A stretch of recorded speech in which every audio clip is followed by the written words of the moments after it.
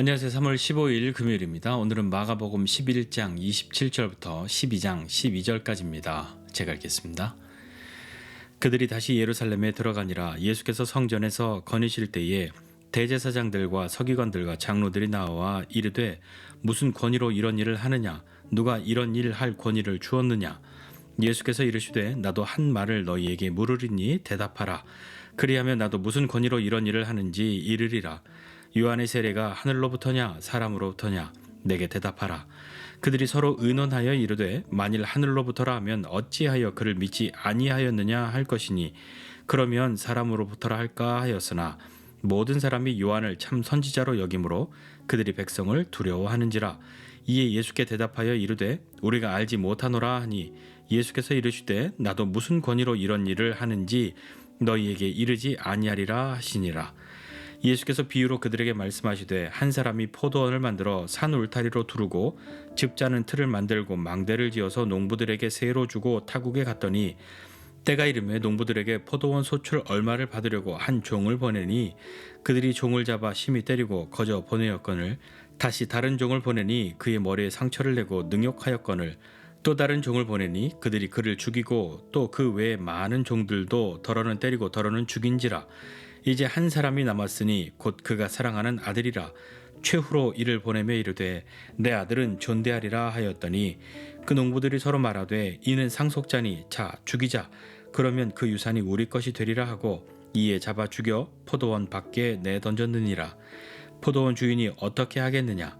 와서 그 농부들을 진멸하고 포도원을 다른 사람들에게 주리라. 너희가 성경에 건축자들이 버린 돌이 모퉁이의 머릿돌이 되었나니 이것은 주로 말미암아 된 것이요 우리 눈에 놀랍도다 함을 읽어보지 못하였느냐 하시니라.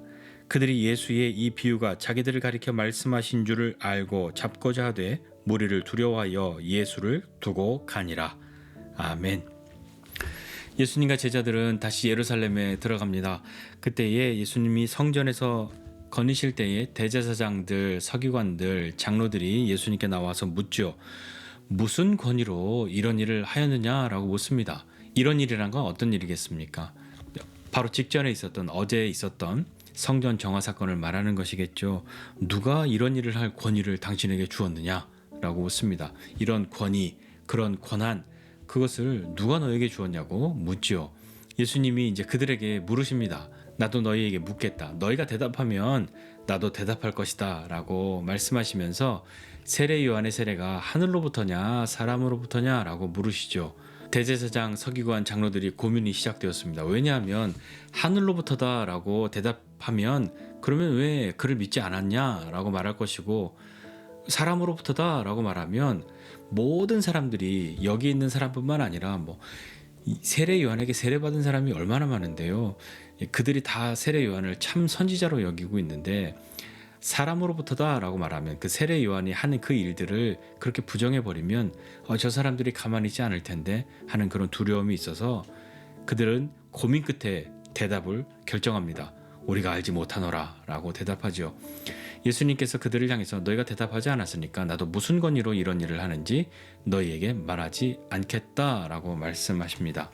사실 이들이 예수님께 그렇게 물은 이유는 의도가 있는 거죠. 예수님은 분명히 하나님이 내게 이런 권위를 주셔서 내가 이 일을 하였다 라고 말할 것을 기대하고 그것으로 예수님을 곤란하게 만들 의도를 가지고 그렇게 물었는데 그러나 그 예수님의 답변으로 자신들의 뜻을 펼치지 못했죠. 그들 입장에서는 예수님께 크게 한 방 맞은 것 아닙니까? 얼마나 화가 나겠습니까? 얼마나 짜증나고 이걸 꼭 갚아야겠다 그런 생각 하지 않았겠습니까? 그러나 예수님의 답변으로 그들은 자신들의 뜻을 펼치지 못했고 오히려 그들 입장에서는 예수님께 크게 한 방 맞은 것 아닙니까? 더더욱이 요한에게 그러했듯이 이 사람들이 예수님을 향해서 지금 열광하고 있는데 자칫 잘못했다가는 이들이 들고 일어날 것이 두려웠기 때문에 다른 말을 할 수 없었던 것이죠. 예수님께 이런 권위, 이런 권한 어디서 왔냐, 누가 주었냐 라고 묻는 그들이 사람을 두려워하고 있었고 세례 요한을 보내신 그리고 예수님을 보내신 하나님의 권위에 대해서는 잘 알지 못하고 있었습니다. 예수님이 그들을 향해서 또 비유를 말씀하시는데요. 이 비유가 또 그들의 마음에 또 불을 지르죠. 이렇게 말씀하십니다. 포도원이 있는데 주인이 그 포도원을 잘 가꾸어서 타국에 갈 때에 어떤 농부들에게 세를 주고 갔다. 그런데 때가 되어서 포도원의 소출 중에 얼마를 좀 받으려고 종을 보냈는데 그 종을 심히 때리고 그냥 돌려보냈다. 다른 종을 보내었는데 머리에 상처를 내고 능욕하였다. 또다시 다른 종을 보냈다. 그랬더니 그들이 그를 죽였다. 계속해서 이 외에도 계속해서 많은 종들을 보냈는데 더러는 때리고 더러는 죽였다. 이렇게 말씀하십니다. 그러면서 이제 한 사람이 남아있다. 그 한 사람은 누구냐면 그 주인의 아들이죠. 그 아들을 보내면서 주인이 그래 여태까지는 종이었다고 그렇게 진짜 내 아들을 보내면 내 아들에게는 존대할 것이다. 내 아들에게는 그렇게 못할 것이다. 잘 대해줄 것이다 라고 생각하여서 그 아들을 보내죠. 그런데 농부들은 어떻게 생각합니까? 야 이제 아들이 왔네? 그럼 우리가 뭐 꼼짝없다 잘해야지 그렇게 생각한 것이 아니라 이 아들이 상속자잖아. 그런데 이 상속자만 없으면 이 포도원 우리 거 되겠네. 그렇게 생각하여서 그 아들을 죽여 포도원 밖으로 내 던져 버립니다. 그 이야기를 포도원 주인이 들었습니다. 어떻게 했겠습니까? 예수님이 그들을 향해서 또 이 이야기를 듣고 있는 많은 사람들을 향해서 물으십니다. 포도원 주인이 어떻게 하였겠느냐라고 물으시죠. 예수님이 답하십니다. 그 주인이 와서 그 농부들을 진멸하고 그 포도원을 다른 농부들에게 줄 것이다 라고 말씀하시죠. 그러면서 또 이어서 너희가 성경에 건축자들이 버린 돌이 모퉁이의 머릿돌이 되었다. 또 이것은 주로 말미암아 된 것이고 우리 눈에 놀랍도다 함을 읽어보지 못하였느냐라고 말씀하시죠. 이것은 시편 118편의 말씀을 인용하시는 건데요. 또 재밌는 것은 앞서 말한 이 비유, 포도원의 비유에 아들이 나오지 않습니까? 여기에는 건축자들이 버린 돌, 그리고 모퉁이의 머릿돌 이렇게 나오는데 이 히브리어로 아들과 돌이 발음이 똑같습니다. 벤이라고 발음이 같은 발음이죠. 건축자들의 버린 돌은 왜 버립니까? 쓸데없다고, 쓸모없다고, 필요없다고 버리죠. 그러나 그 버린 돌이 그 집에, 그 건축물의 모퉁이의 머릿돌이 되었다라고 말씀하는 거죠.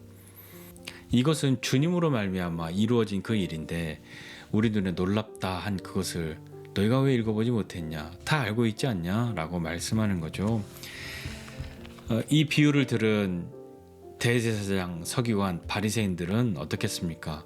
예수님께서 이 비유가 무엇인지 설명해 주지 않으셨는데도 이 비유를 찰떡같이 알아듣습니다. 이거 우리 들으라고 하는 소리잖아.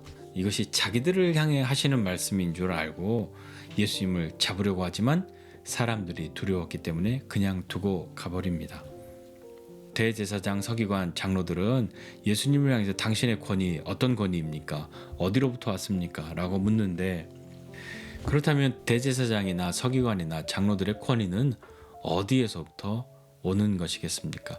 그들이 말하고 있는 자신들의 권위는 하늘로부터 온 것이 아니라 어쩌면 사람들을 향해 있고 사람들을 더 두려워하는 그런 권위이지 않습니까?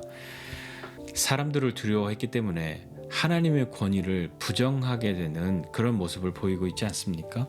비유에 나오는 농부와 이 건축자, 그들이 거부하고 죽인 사람들, 그 종과 그 아들, 그리고 그가 버린 돌, 그것이 얼마나 중요한 존재인지 그들은 알지 못했던 것이죠. 그렇다면 예수님의 권위는 어떻습니까? 하나님께로부터 왔고 그리스도의 십자가를 통하여 그 일을 이루시죠. 오늘 말씀 보면서 우리가 좀 생각해 보고 싶은 것이 있습니다. 많은 사람들은 자기가 권위가 있고 권세가 있기를, 권한이 있기를 바랍니다. 그리고 더 큰 것을, 더 높은 것을 가지고 있기를 원하죠. 안 그런 사람보다 그걸 원하는 사람이 훨씬 많지 않습니까? 그런데 우리는 잊지 말아야 할 것이 있습니다. 우리가 아무리 많은, 아무리 큰 그런 권위, 권한, 권세를 가지고 있다고 하여도 우리는 내가 모든 그런 권위와 권세를 부리는 사람이 아니라 주님의 권위 아래에 사는 사람이라는 것을 기억해야 하는 것이죠.